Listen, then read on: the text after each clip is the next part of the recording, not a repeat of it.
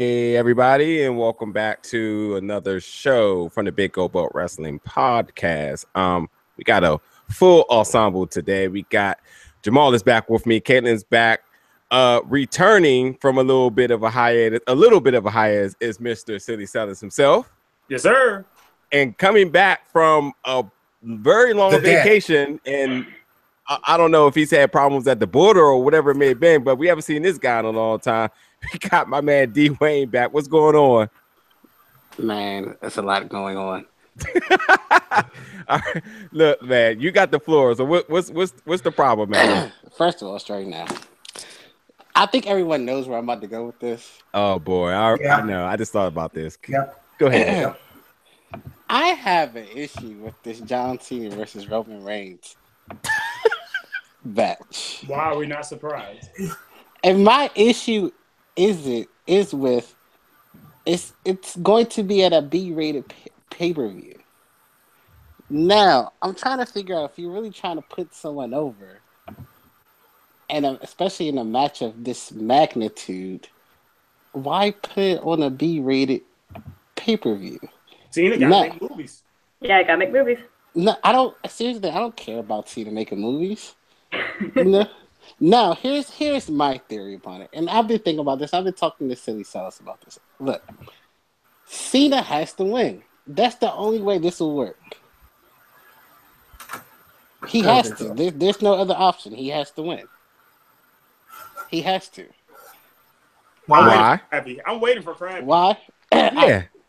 The reason why he has to win is because, one, it's a B-rated pay-per-view, in which means that I feel personally, if you're John Cena, you're trying to put somebody over, a B-rated pay-per-view is not an area in which you should do it in, especially if it's so-called passing of the torch, one Vince McMahon guy to another. Shouldn't be on a B-rated pay-per-view. This is a match. Can I ask you a question? Can I just ask you a question? What makes you think the actual passing of the torch will happen in 2 weeks at No Mercy? That's the thing. I personally believe that John Cena is going to win. I see what you're saying. So it's no point of if Roman Reigns win, and if a Roman Reigns win will be considered a passing of the torch. A Roman Reigns win would be considered a passing of the torch. One, two. I think that it will bring more heat on him and hurt him more than anything. I mean, he can't go lower than he already is. Oh, it can get worse. Yeah. Look, this is the thing. I do believe that there is some truth that this is the beginning of the passing of the torch. John Cena is 50 years old. He wants to make movies. He wants to do TV shows, and he's already hosting the Today Show. Roman Reigns, for better or worse, is the guy that they're trying to push desperately. And the truth is that they need a person to fill John Cena's shoes today, actually. Yep. But Seth Rollins didn't work out for whatever reason. Look, are we not going to bring up the fact that the Bellas questioned his family loyalty last night on Total Bellas season premiere? No, we're not, because no one watched that show. No one. James watched it. He watched it. It's like 6 months behind, though. I mean, no one watched this show. Yeah, no one. That's why we're not bringing it up. It's not in my questions today, guys. We're not talking about Total Bellas. Right. Thank God. Well, no one does, because what is that show? With that said, I do believe that this is the beginning, and I think this is a long, drawn-out process, ultimately to WrestleMania. These things happen in threes, and I think it's similar to the John Cena Kevin Owens feud. Yep. And I think that it will go along those lines. That it's No Mercy and then Survivor Series for Raw, right? I don't think they have another pay-per-view after that. No. Because they're not doing two. So if you're telling me that No Mercy happens and then the finish is what it is, they do something else at Survivor Series and then they string it along to what? Royal Rumble? Or at least, and then, I mean, there are a lot of ways that they can go with it, but they're not just going to set this up and blow it all at No Mercy. Yeah, which is the reason why I think John Cena is going to win. I mean, my 10 cents is that I think they're reaching for ratings because there was another big match. I can't remember what it was a couple of pay-per-view ago. Oh, Great Balls of Fire. We got Joe and Brock Lesnar. I mean, that's a high caliber match that we got. That was a great match. new pay-per-view. So, Right. you know, maybe they're reaching for ratings. But again, I firmly believe in threes when it comes to WWE. So, yeah, you know. But that's They're sprinkling the seeds now. I they think. got to have those ratings for those B-level pay-per-views, or nobody's going to want to watch them. But, Right, which is why Jinder won at Backlash and not, Yeah, exactly. SummerSlam. Yeah. okay, so let's get on gender right here. Yeah. Okay. Let's not do that. No, I know. let's not do it. Personally, I like him, but No buts. it's no not more- gender Uh-oh. talk right now. We're going to get on agenda right now. Oh, no. That's what we're going to do right now. Oh, Lord. So, It's just because we're sparing Crab. He does not want to talk about gender today. yeah, I hate puns. No, that's really what it is. I absolutely hate puns as much as I hate Roman Reigns. that was a pun. Yes. Oh, I'm so proud of myself. I'm Mike. Damn it, you guys. Caitlin, please take over for me. I'm gone. Awesome. All right. You guys are stuck with me as the MC for tonight. So, first question. We have to talk about what the fuck is happening with Global Force Wrestling. I'm very excited, especially to hear Crab's take on this. Is there going to be a future for them? There's a present for them. Is there a present for them? Like, can we buy them? Can we go together and buy Global Force? To the Kickstarter, I think I would like to. Okay, so Sports Illustrated had a big story yesterday about what's going on with Global Force and the fact that apparently Hootie and the Giant Owl are trying to be out. And goddamn it, Hootie, you brought so much joy to so many people,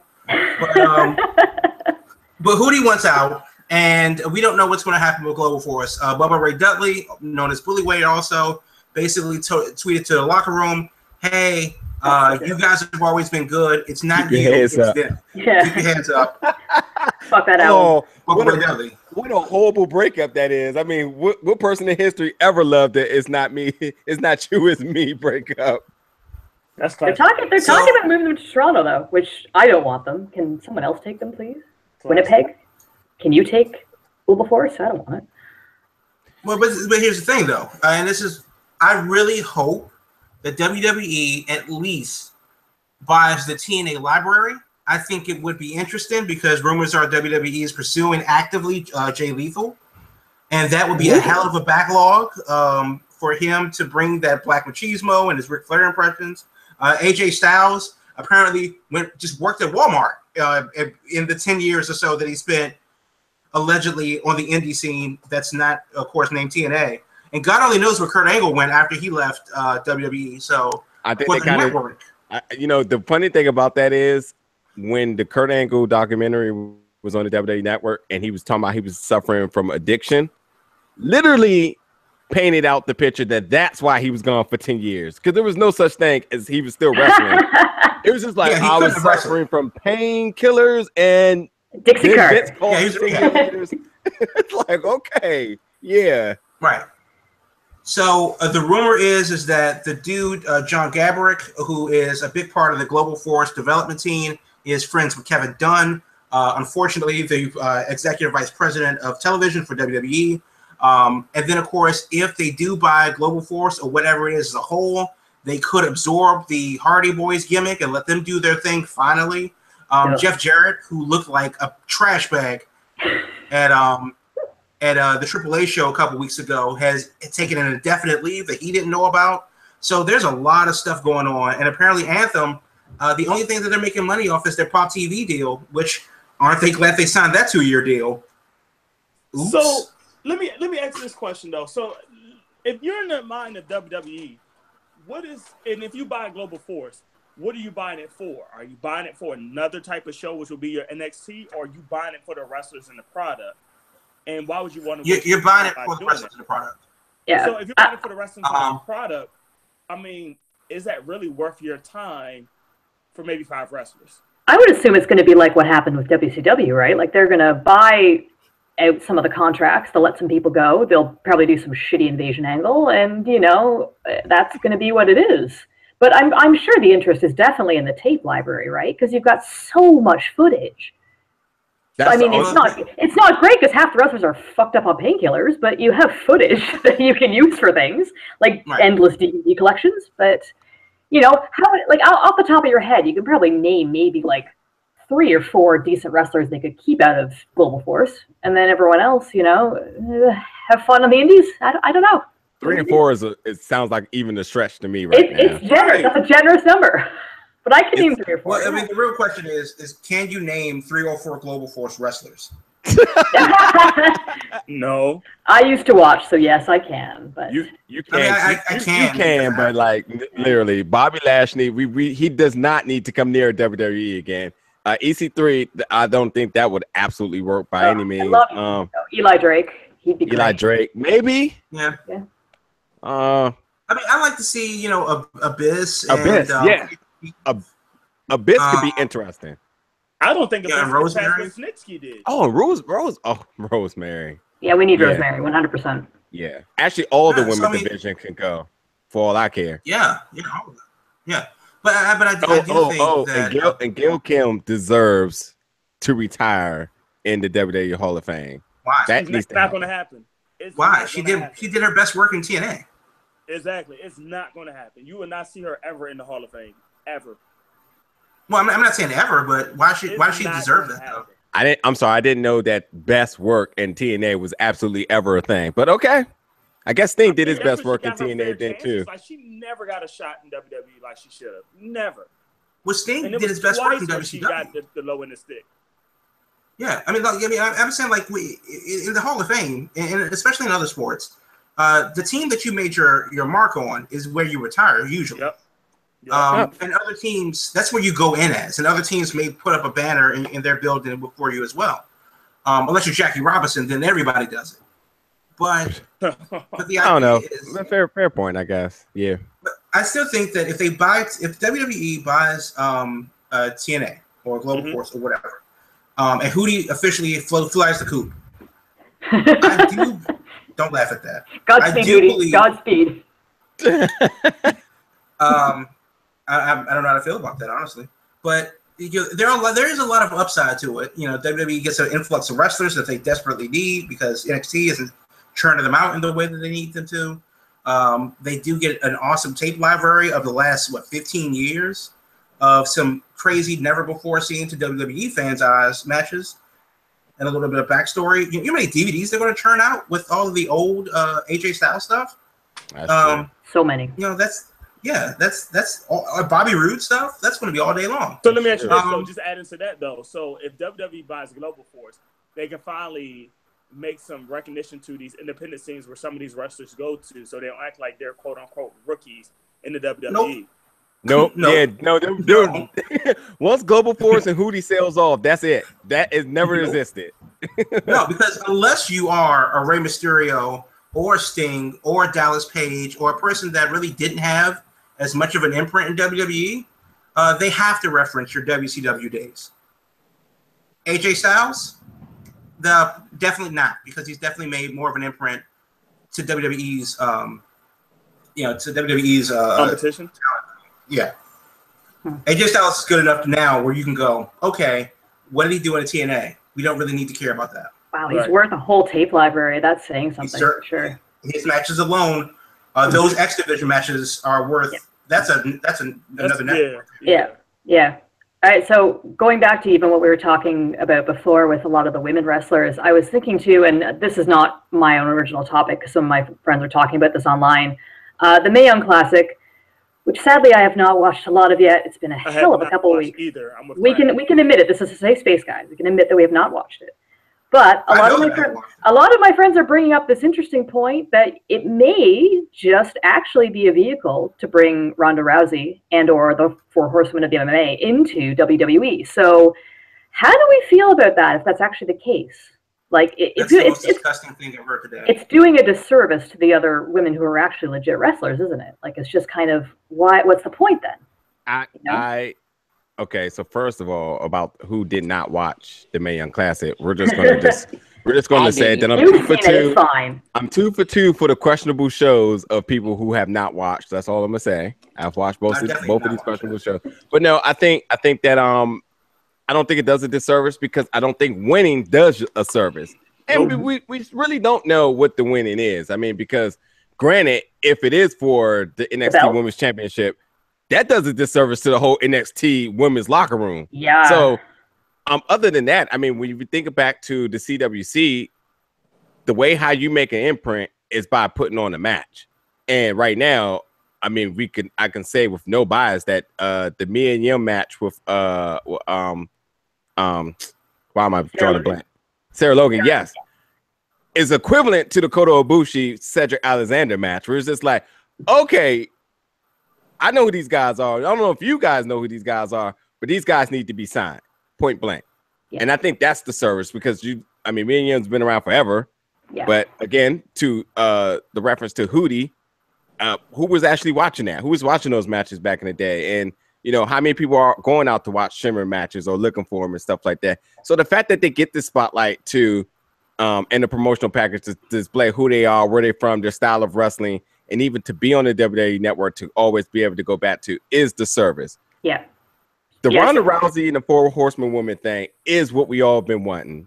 At least I've been wanting it because I think that WrestleMania deserves to have that stardom to it. If it's going to be a 10-hour show, please let it have the star factor to it. I mean, forget Flow Rider and Flow Rider policy every single year. Give us something that has a little bit of an intrigue or a celebrity package to it, because that's what WrestleMania is. If we're not going to have Pyro this year, could you imagine if we don't have Pyro at WrestleMania? Well, they're saying it's going to be Survivor Series is what the Horsewomen match would be, which is like, it's fine, but yeah, that's fine. Yeah. I mean, it's not a lot of time for the others to learn how to actually fucking wrestle, though. Right? Like, yeah, that's true. But I mean, I'm not mad at it. I don't mad at it as being a driving horse. I mean, at least it has the story because you think about the CWC afterwards, it was just like, all right, now what? Oh, we'll make 205 Live. Oh, wait, now what? And there was no story, and it failed horribly. Yeah. So. Yeah. What the rest of you guys think? Are you guys excited to see the MMA women in WWE? No, not at all. I think it's be a terrible idea. I mean, the point that Ronda Rousey's been losing, like with the way she has, at the end of her MMA career, I just see no point of it. To me, it's just not going to be real. I mean, I was even more intrigued about the Floyd Mayweather versus Big Show than I am about this. Really? If I'm Vince McMahon right now, I'm happy. Yeah. Because I'm making money. Talk to him. That's all that matters. Talk to him. It's getting the WWE name out there more and making money. And what does Ronda Rousey do?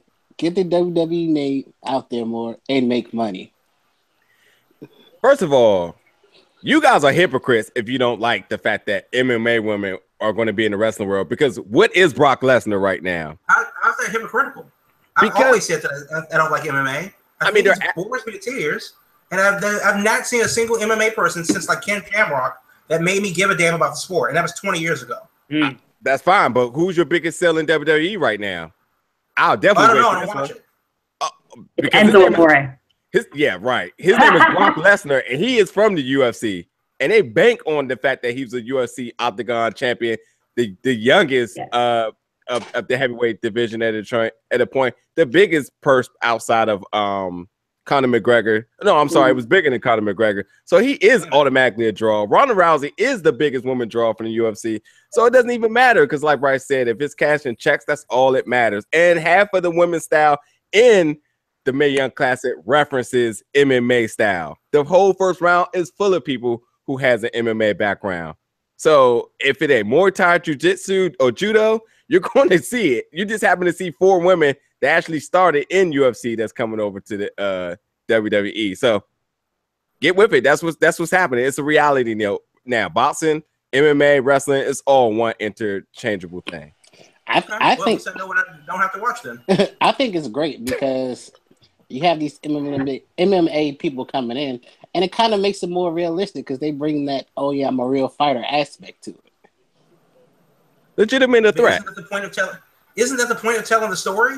Isn't that the point of suspension of disbelief? That I'm supposed to go to like a guy like Samoa Joe and a guy like Brock Lesnar and go like, yeah, he'll murder you in real life, whether they have the training or not. That's the point of their job. If I can't believe that you can fight as a wrestler, you're not doing your job. Well, that's why Brock is the biggest threat in WWE. Not because he only has 2 moves, it's because he comes from the UFC. As that pedigree. Yeah, go on. No, I was gonna say, did he start? Did Lesnar start in the UFC? No. And then come to WWE, or was it the other way around? Collegiate wrestling career. Oh, so that's the same as UFC? No, but he started out with an amateur record in wrestling. He did MMA, and then he did WWE, and then he went to the UFC.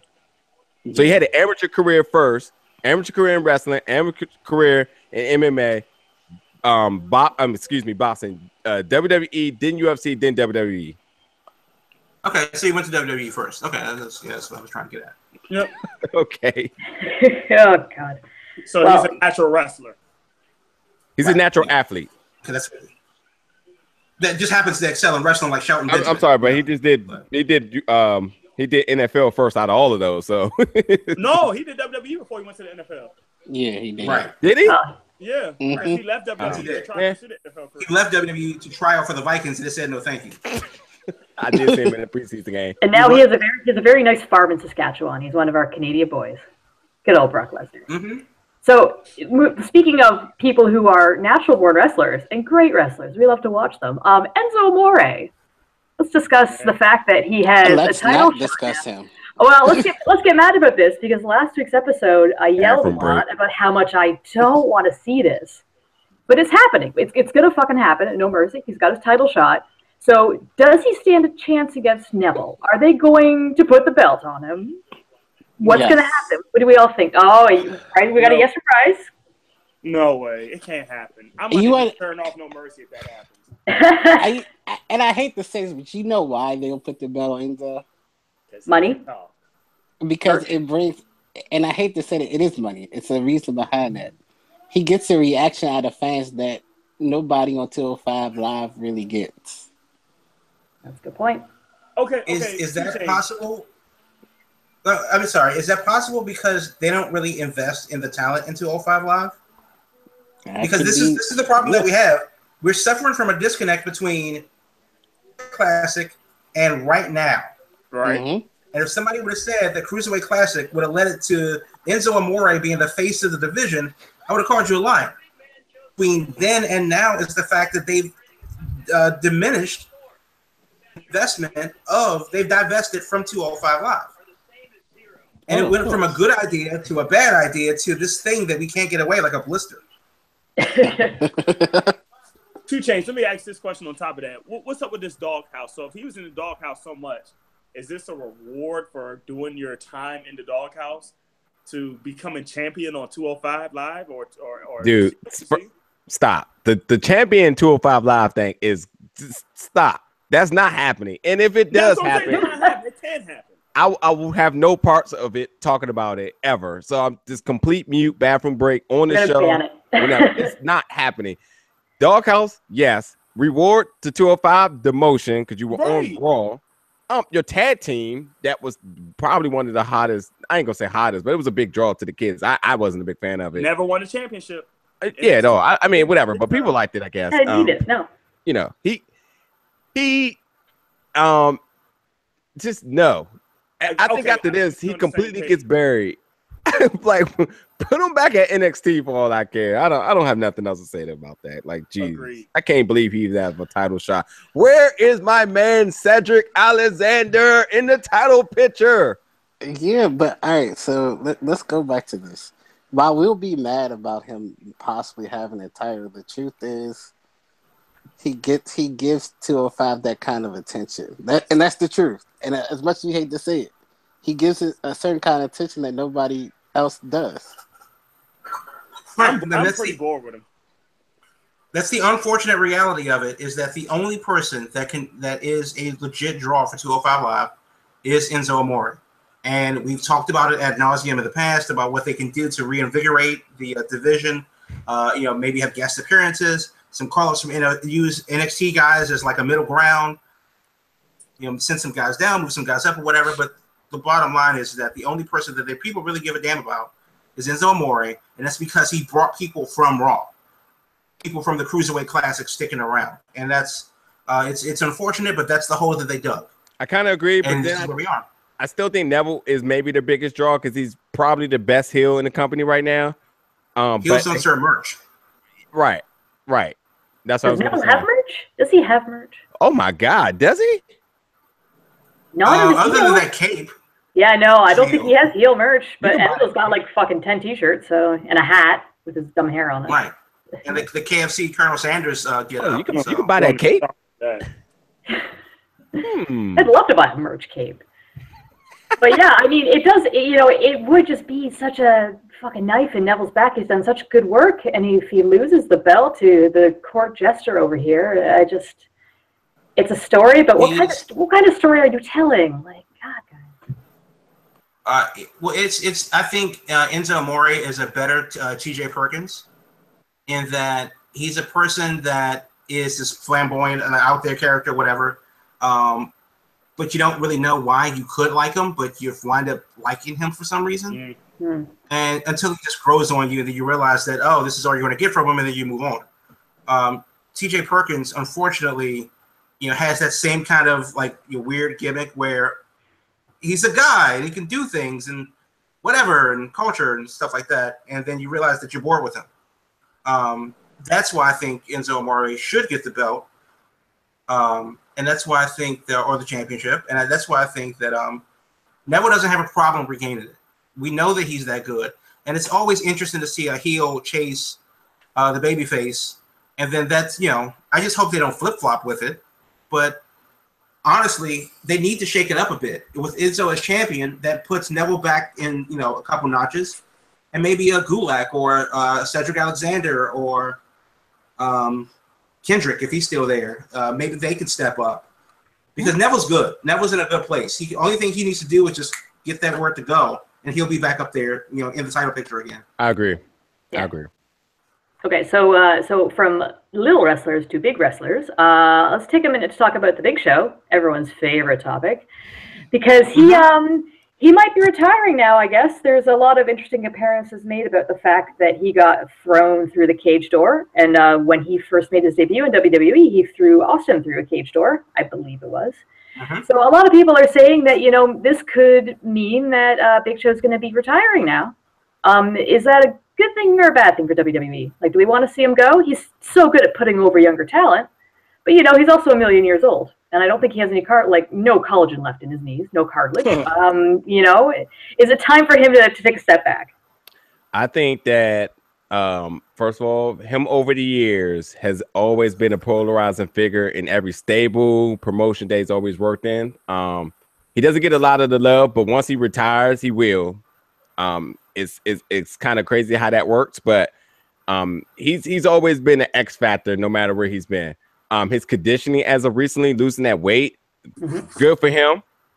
I'm sure he's seen a lot of people of his, grew up watching and people around him of being a little bit heavier, having their careers cut short. So good for him for cutting the weight. Good luck future endeavors. Good luck for always doing the groundwork in charities and all of the organizations like you already touched on, putting the young talent over. If this is what is going to be his final curtain call, it's a little underwhelming because maybe I'm not correct, but he has not won the Andre the Giant Memorial, has he? He won it once, I think. Yeah, Did he's like the second winner, I think. If they've done it 3 times, he's won it twice. No, Because Cesaro won it once. Cesaro won, Big Show won, and Corbin won. Yeah. I know Corbin and Cesaro won. I'm not sure if the Big Show won the first one. No, he won the second one. Won the first one. Yeah, I think Big Show won the second. He won the second. Okay. Well, yeah, if that's the case, then I was going to say it would be good to see that he went out on that note because I always thought he never did. But yeah, he's done everything he's needed to do, and that legitimately helps out Braun. So and it was a great match. Let's not forget about that. So there's really nothing for Big Show to do. I mean, he's been doing the wrestling since 95 or 96. I mean, he's done movie roles. He's been a couple of times world champion. I mean, he's a no-brainer Hall of Fame. Yeah, he won the second one. Entrant. Okay. He beat Sandow. Miz down. Oh. That's right. I forgot. It's really good that you forgot. Oh yeah, yeah. That was the year that everybody liked. Yeah, well, but I mean, his career speaks for itself, and if he can use that in a moment where he passes the torch to Braun Strowman in like a less than obvious manner, then that's what it's supposed to be. And people are generally okay with that. But if this is his last match, then good. If this isn't his last match, then why? And I would hate for him to get to like that Ric Flair or Mark Henry point where we just go, so you're still here. That's great. Yeah. So, tell us, Bryce, you got any thoughts? Yeah, I mean, just to add to it, just thinking about over Big Show's career from WCW to where he's now in WWE, it's just consistent respect throughout the whole process. And even though that may have been his last match or whatever they want to call it, you just got to give him respect. Like, I'll be honest, for the last 2-3 years, I'm like, okay, why do we see Big Show? But then when he goes in the ring, you can just see how much he really appreciates putting people over. Even at a house show when he put over Jinder Mahal, which I saw the footage of that, you saw the Big Show really work hard to make sure the guy that needs to go over does. And he's willing to be selfless with that. So with that being a great career, like whenever he says done, I say he's a first ballot Hall of Famer without question. Without question. A Hall of Fame expert has spoken. Yep, exactly. Miz and him, first ballot Hall of Famers. Like, First of all, straight now, Silly Souls is not a Hall of Fame expert. I am. Far from it. And I personally think this is not his last match. I think it's just, he was in that match to, put Braun over as this monster among men a little bit more and make it more believable that he can really beat Brock Lesnar. So I personally think he probably has one more year in him. I definitely don't think this is his last match. I won't be surprised if he does a match at WrestleMania and that's his last match. But I think he still has a few more now. Cool. How many championships has Big Show won? He's been the WWE, WCW champion. He's been tag team champion. Has he ever been an Intercontinental and U.S. champion? I don't think he has the Grand Slam, no. Okay, he doesn't. No. Yeah. But I will say this underratedly, Big Show has always been in the top 5 of highest paid on the WWE roster. So yes, he doesn't mind doing the work because he's getting the checks for sure.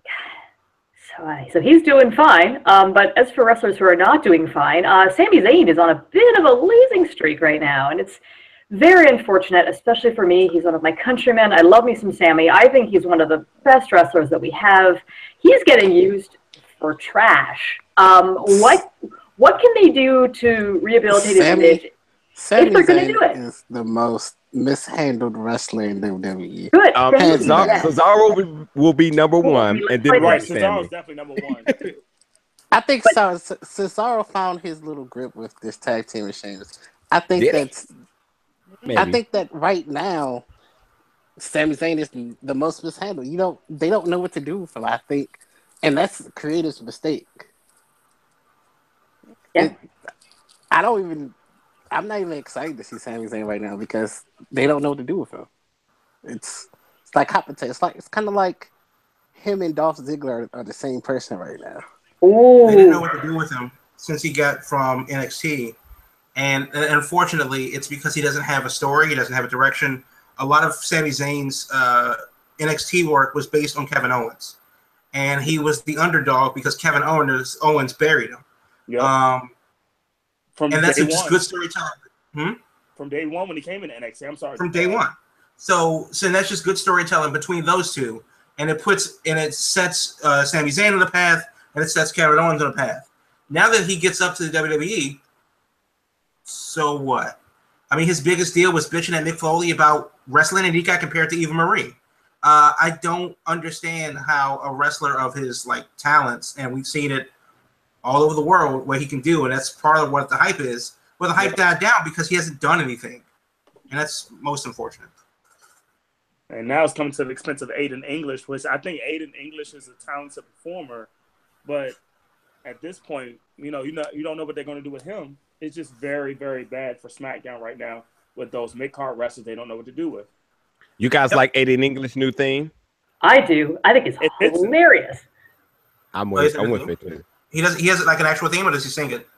No, it's a real theme. It's Okay. kind of like, It's kind of awful, but amazing. yeah. I kind of like was like, what? Okay, maybe. I mean, there's a lot of other bad ones that's debuted recently. Emma, but yeah, I can give it his. Hey, watch your mouth.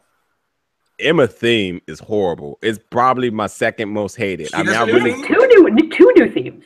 yeah. I mean, I really hate Carmela's, but Emma's is right there. Yeah, Emma's is. She needs to go back to her old one. I don't know why they switched that one. Oh, I would love if Emma won the championship. I would just stop complaining about everything, and she just automatically won. A fatal 4-way will be interesting because was not expecting that to happen.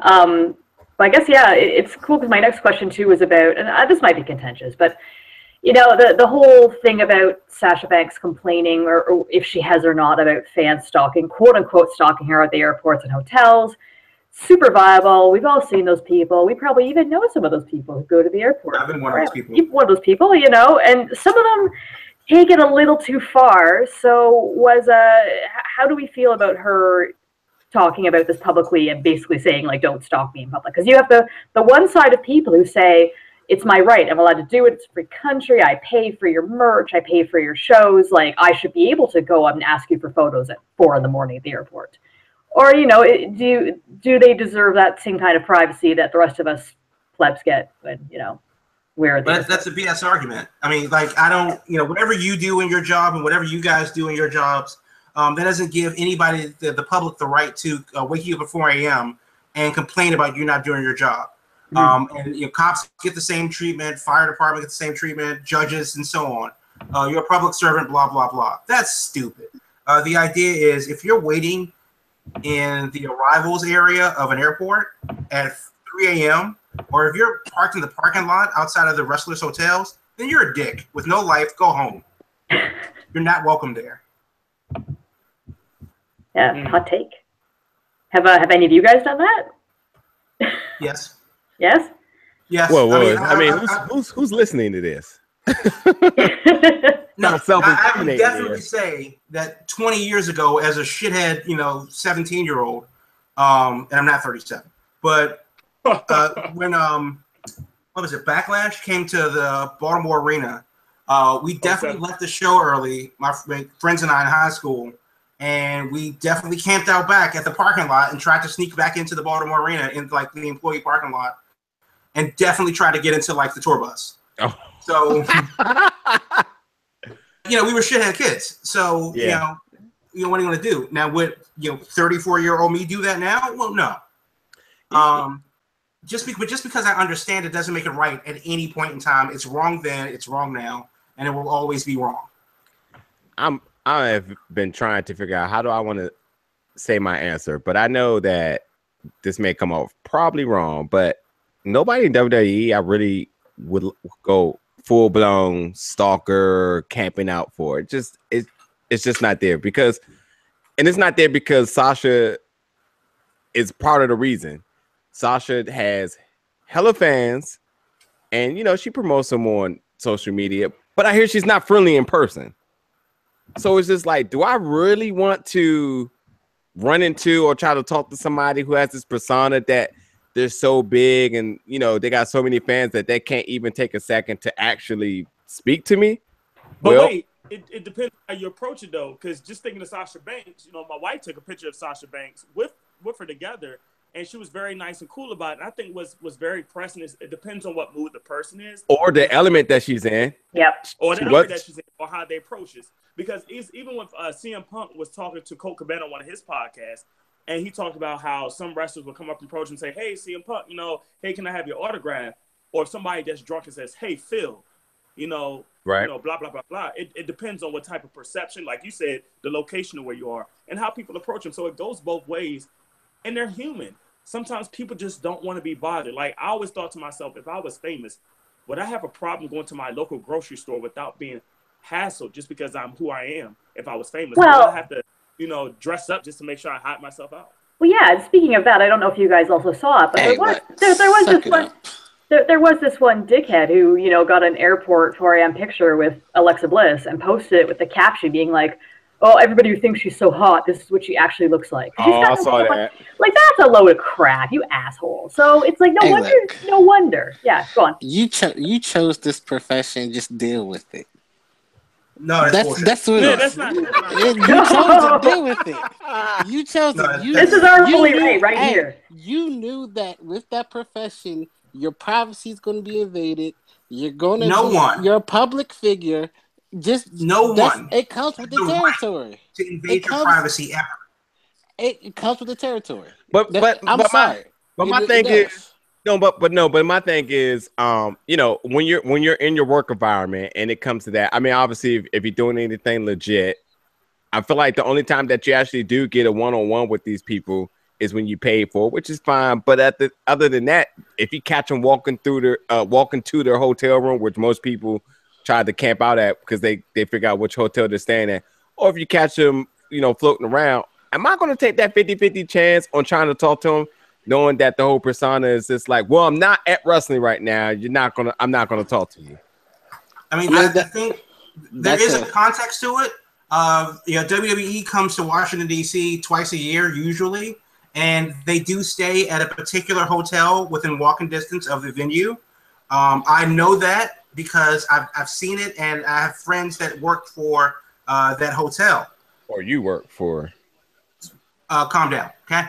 But the idea is, at no point in time is it okay to show up in outside of the parameters of work. Yep. I don't care what you do for a living. I don't care if you're a stripper or if you are Bill Nye the Science Guy. Nobody should come up to Neil deGrasse Tyson in the supermarket and say climate change doesn't exist. I'm sorry. I feel totally differently. You are in a certain profession. You know the risk associated with that profession. You know it when you go into it. Yeah, there's also something called decorum, and it doesn't give you the right to stalk people that you're fans of. Yep. And I understand that fan is short for fanatic, but there's also something called decorum where people need to exhibit that and realize that, yes, they are people. Yes, they don't owe you anything. You paid your money for this show. This is the parameters of this show. They don't owe you anything other than that. So showing up at their hotel room is a dick move. And you're absolutely right. They don't owe you nothing. But again, as that performer, you knew the risk associated when you went into that career field. You knew that things are going to happen. And it's either you accept it or you don't. But it's going to happen. Statements like that rationalize what should be an exception. It should not be the norm for people to show up at 5 a.m. at the airport running down the wrong way down the jetway to see a person of interest. That's not okay. I mean, like I said, hey, that's the life that we live. Okay, and so no, it's a life that you live because you want to defend stalkers all you want. I'm not. I don't do it. Here's the thing: I don't do it. But and again, like I said, that performer knows the risk associated with doing what they do. So wait. Two reverse questions to this. Number one, and I would ask Caitlin this: what do you feel is the best approach for somebody to approach a WWE superstar in either the wrestling environment or within the wrestling town of choice or of interest of that weekend? Oh, geez, I'm really weird about approaching anybody who's an entertainer with a certain level of fame because, like, I was a music journalist. I worked with musicians for a long time. I did a lot of meet and greets. I find them very awkward because it is definitely you're on the clock sort of thing. But at the same time, that is the best environment to meet them. And I mean, I know you're not going to get that with WWE all the time unless you fork out fucking hundreds of dollars. But you go to an ROH show, you spend $20 and you get a meet and greet. And I think that is a really great way to go because it's a little extra money for the performer. They give you like maybe 5 minutes so you get to chat. It's a great way to get a picture, you get an autograph, and it's in an environment where it's acceptable and it's encouraged and it's not creepy. I just think that the word of the day should be creepy. You don't want to be fucking creepy. Agreed. And I mean, that goes for any gender. I'm not just saying it's the creepy male neck beaters. It's any gender. Women can be creepy. I'm sure I've been very creepy before. So I'm not trying to do that anymore. Yeah, I've definitely seen one of your tweets about, okay, we'll just keep going. Yeah, so some of my tweets are a little creepy. Alistair Black is still on standby for getting a pair of. I hate that you tagged him in that tweet. God damn it, my plan was ruined. My plan was ruined. But yeah, no, I don't. I just think, nobody. Fuck. We've all been on flights that get in at fuck o'clock in the morning. You don't want to talk to people. I don't want to talk to anybody. And if some asshole comes up with a briefcase full of my fucking merch and wants me to sign everything, and then in the back of your brain, you're going, well, if I say no, I'm going to be said all over Twitter that I'm a bitch for not doing this. It's kind of a lose-lose situation for these guys. So I don't begrudge them the wanting to just get the hell out of there and not talk to people. Like I don't think it's the worst thing. I think that they should have their lives, So for some of these other people in Evolve, Progress, Hootie and the Blowfish, and ROH, who are totally presentable, who don't mind you approaching and speaking, what does that say about them, or what does that say about the promotion?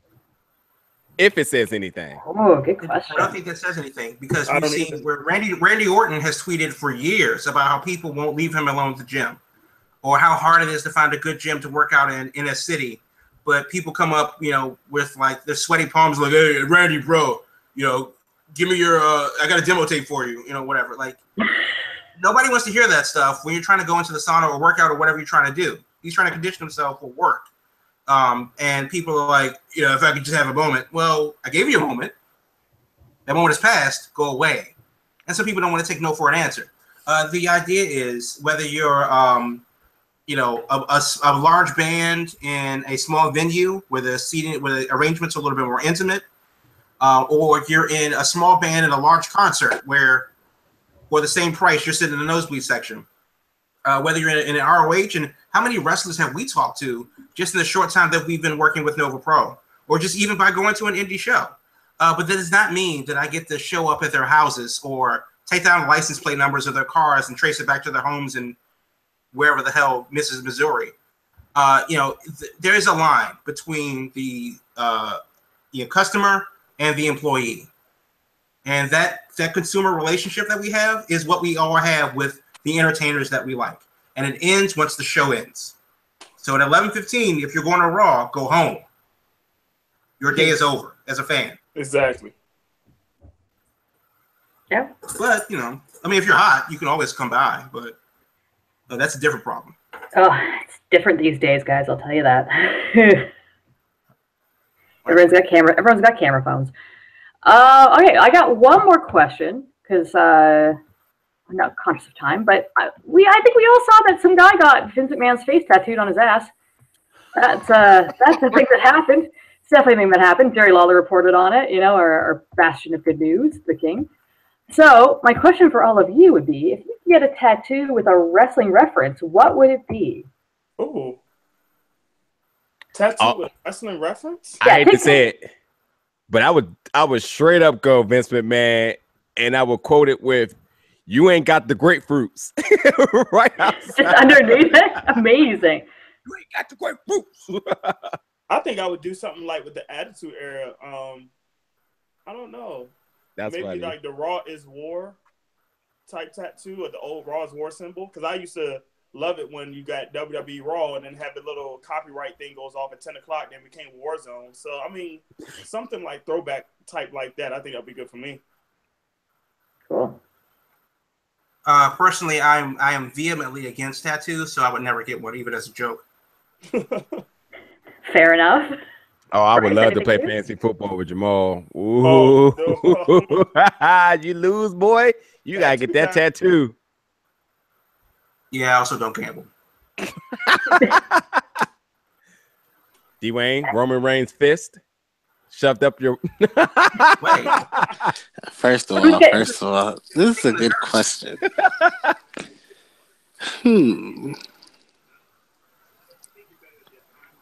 I think Caitlin will get Seth Rollins. Face. I wouldn't. No, not his face. I've always said, and I might still. No, I can't do it. There was a time when I was gonna get Peacock Feathers tattooed because I love Dalton Castle so much. And it's still on the table because it's one of those tattoos you can pass off as not necessarily being a wrestling tattoo. Because I've seen some really good ones that are like, someone got like the El Generico mask tattooed and it looked great. I've seen that. Yeah, it was a great one. But then there are other like creepy Alexa Bliss tattoos and stuff. And again, here's their personal space issue. You're tweeting this creepy picture at them, like, "Look, I got a tattoo of your face." And how do you expect them to respond, guy? Like, I would not go so far as to get a wrestler's face tattooed, but you know, you have to think of something that later on in life you don't have to necessarily admit was wrestling related. Yeah, and I think if I had the space to do it, I would. And I know I'm not of that heritage, but I'll get the Samoan tattoos. Oh, they're cool. Huh? I didn't think about that. That is cool. Painful, long, but they look cool. No one's getting a Brahma Bull. We can confirm that. No, right? definitely. Yeah, that one's done with. That one's completely done. But yeah, apparently, and I didn't notice, but Ty Dillinger's Panther tattoo is a cover-up of a Brahma Bull tattoo. Oh, really? Really? I thought that was a joke, but apparently it's true. So take that as you will. You can always get them covered up afterwards. Yeah, that's true. Yeah, but that's it for all my questions tonight. If anybody has anything else, I got a question for Krabby. Going back to the Gail Kim Hall of Fame between WWE and TNA, just for baseball fun. So Krabby, if you have a vote for Harold Baines to be in the Hall of Fame, will he go in the Hall of Fame as an Oriole or a White Sox? I'm biased because I remember him and saw him live as an Oriole. Yep. But I think he won his championships with the White Sox, so I would say it's up to Chicago. Okay. And wait a minute. Would you say that's like a direct comparison with Gail Kim between WWE and TNA? Absolutely, but yeah, and Gail Kim has like 3,100 hits also, so that's a plus. Okay. But you know, I think that if somebody were to ask, you know, do you remember Gail Kim right now in WWE? Yeah, it would be kind of 50-50. And if somebody were a fan of TNA, they said, "Do you remember Gail Kim?" Like, oh my god, yeah, of course, she's one of the best women we had. Good point. Gotcha. Good point. First of all, I feel like Caitlin did not touch on Kenny Omega news. I just thought that question was kind of like, it wasn't really going to go anywhere. Okay. Well, Jamal. Yeah. So for Do We Care this week, there's actually a bunch of stuff, but the biggest thing is, and this is not a matter of do we care because I'm going to read it anyway, but John Cena is absolutely flaming Roman Reigns on Twitter right now. Bro, I need this in my life. Actually, I'll look at it after the show. Yeah, we care. I care. So take John Cena. Roman. Okay, that's a problem. John Cena says, with the NFL kickoff here, WWE Roman Reigns, here is you are, quote, spelled, and he said, guess some waters are off limits, or maybe I should learn how to spell, hashtag no mercy. Roman Reigns jumped in and said, quote, bad things happen when you try to think, John, no worries. Just have someone film you power cleaning for the 5,000th time. So John Cena says, you got me on this one, should have played it safer. Next time I'll put my tweet in a padded vest to protect it. Oh, wow. And that was a good one. Oh, and then Roman Reigns retorts with, you must be asking people on Twitter for insults, crying emoji, and you aren't you a bit old for smack talk online? Just see me at Raw. Weak. He says, and Cena ends it with, sounds like a date, smiley face emoji. See you there, sir. It's been working out quite well for you as of late. So this is funny. Very interesting business. The progressive liberal, Dan Richards, on the show.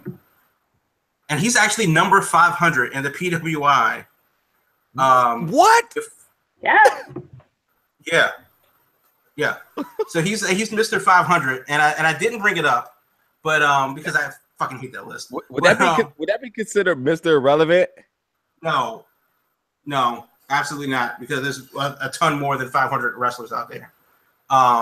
There's a ton more people in the draft as well too, but they don't all get drafted. Trash. And they're trash, so that's why we don't count them. But good for him for making the list. And of course, you can hear our interview with him on our YouTube channel and iTunes, SoundCloud, and all that. So Jeff Jarrett is absolutely done as of right now with Global Force. But do we care about the other rumored potential investors in Global Force Wrestling? No. No. Okay. Go away. So, Kazuchika Okada made a comment that I've just translated from Japanese to whether or not he can make a jump from WWE to WWE from Japan. Do we care about his thoughts on that? Yeah. Why not? Yeah, interesting. Okay. He says, and I quote, there's really no telling what could happen, but as much as I feel the desire and the drive to be in a match against Jinder or something at that level at SummerSlam, just like Nakamura did, I also want to jump into UFC. I also want to go Hollywood and try my luck there, maybe as the next James Bond. So, might desire to focus on the next challenge against Kenny or whoever here. So to be honest with you, I simply don't know. That's a BS answer, but honestly, It really is. I kind of, would be interested to see how well Okada would do in UFC, and it would be interesting to see a Japanese James Bond, but that would be hilarious. I don't know if.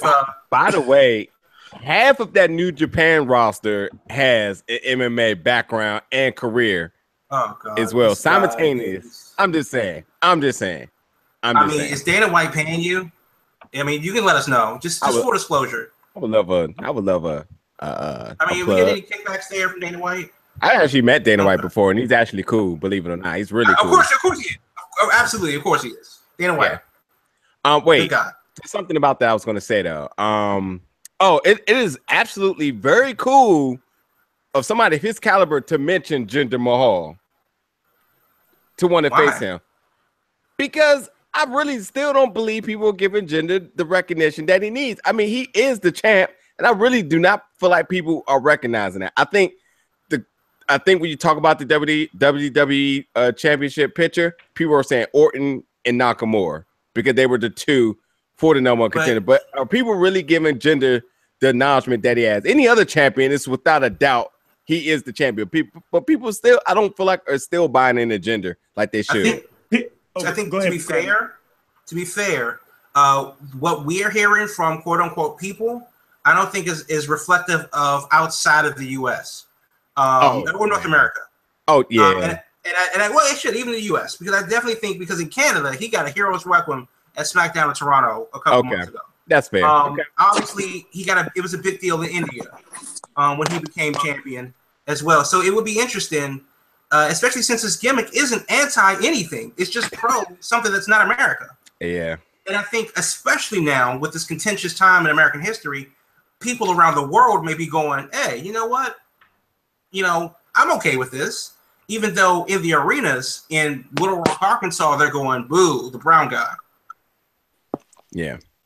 And here's my thing, just to add to that, from a, I guess, I'll say an American perspective, if you just like wrestling. America. I just feel like WWE is doing a good job by not overselling why he's a champion or overselling that he's a champion. Because sometimes when you have somebody that's new and because the champion, you throw it in people's face so much that you get tired of it. And I think you push him well enough where you're not featuring him every week matches or every week wrestling, but he's featured enough where he's in existence.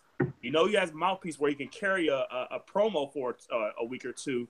And then when he wrestles on the B-level pay-per-views or the mainstream pay-per-views, he has a decent match. It's not a bad match. So I think it's really having a great stable as a champion.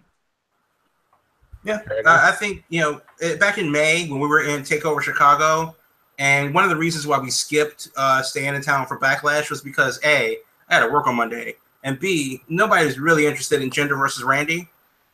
But I'm low-key regretting not staying. However, who would have thought that this would be the summer of Jinder Mahal in any year? Right. So good for him. The last thing that we may or may not care about is about Alexa Bliss. She said on Lillian Garcia's podcast about the help that she gets training for promos. Down in NXT, they do promo classes, but she gets a little bit of extra help. Do you care who that's from? No. Yes. Dusty Rhodes, rest in peace. I know who it is, so not really. Yes. I want to know. Say yes, Okay. Bryce. Yes, I do care. Well, that's two. That's that. No, now somebody got to break it. That's 2 for and 2 for no. That's up to you, Caitlin. I already know, but like, let's say yes anyway. Whatever. We'll share the knowledge. Okay.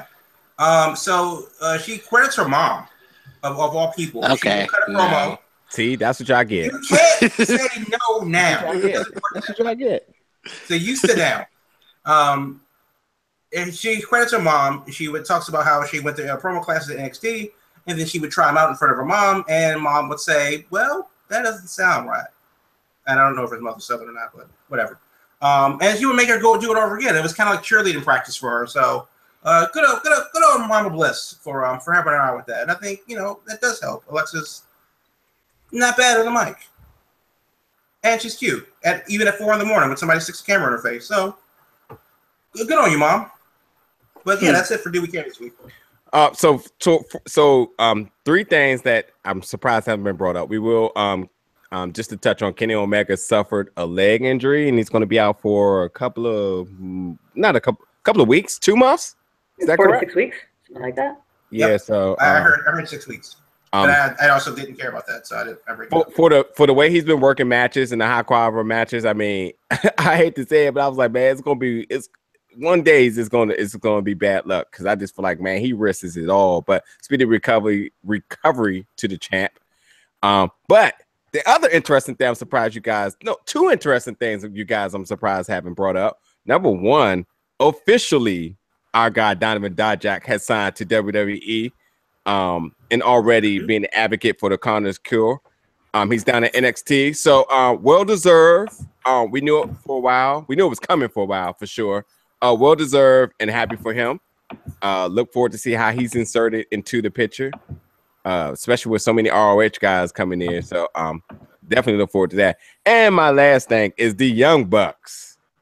I don't know if you guys heard, but the Suck It thing, WWE has definitely sent them an order of cease and desist of using it. So yeah, that's happening, and they also said they are interested in buying Global Force, but those guys are always on joke time. But yeah, I'm surprised nobody brought that up.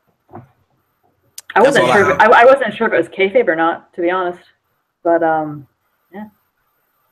Didn't they get a cease and desist for Fuck the Revival too, or was that also part of the joke? I didn't see possibly, that. But I mean, who can tell with them? Right, I love them. That's the best part about it. Yeah. Yeah, so I love it. I'm gonna marathon being the Elite all weekend, and I will have more insights for that later. Yeah, that's a good time. I do want to say one last thing. NXT canceled a bunch of house shows in Florida because Hurricane Irma is going to rain down fire and fury upon the Sunshine State. So if you're down in Florida, just leave now.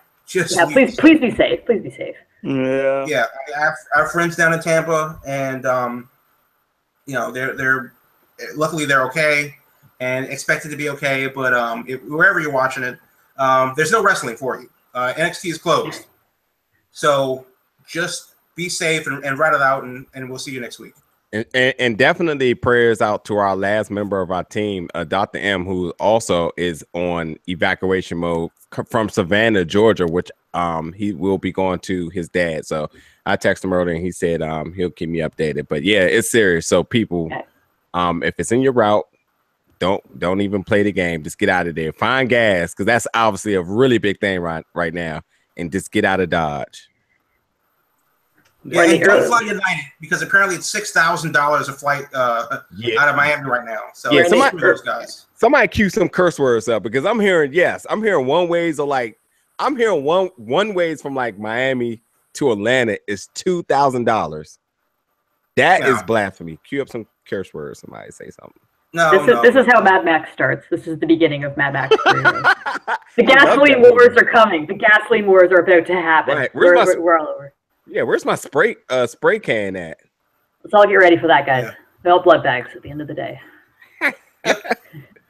And with that, do we have anything else? Or are we Now we're out. All right, awesome. All right. So are we? How do we wrap up? I don't know. Somebody say something. We just plug everything and all this other BS. I'll take it from here. So that's it for this week. We will see you next week, God willing. This is the Big Gold Belt Wrestling Podcast. So for myself on Twitter at John Crab, there's Caitlin, Mr. Silly Sellers, D Wayne. So good to see you. But Roman Reigns sucks. Two Jameses over there. We will see you next week. Do follow us on the Twitter at BGB Group. Follow us, and once you do that, you can subscribe to us on the YouTube. All of us at Barbie's Dreamhouse Adventure, Club Penguin, we're everywhere. Check out our interview with the Progressive Liberal, Daniel Richards. Check us out at the Nova Pro Show in 2 weeks. We are hosting a pregame show. So it'll be a good time if you're in Florida. Please stay safe, and we will see you next Thursday on the Bill Goldberg Wrestling Podcast.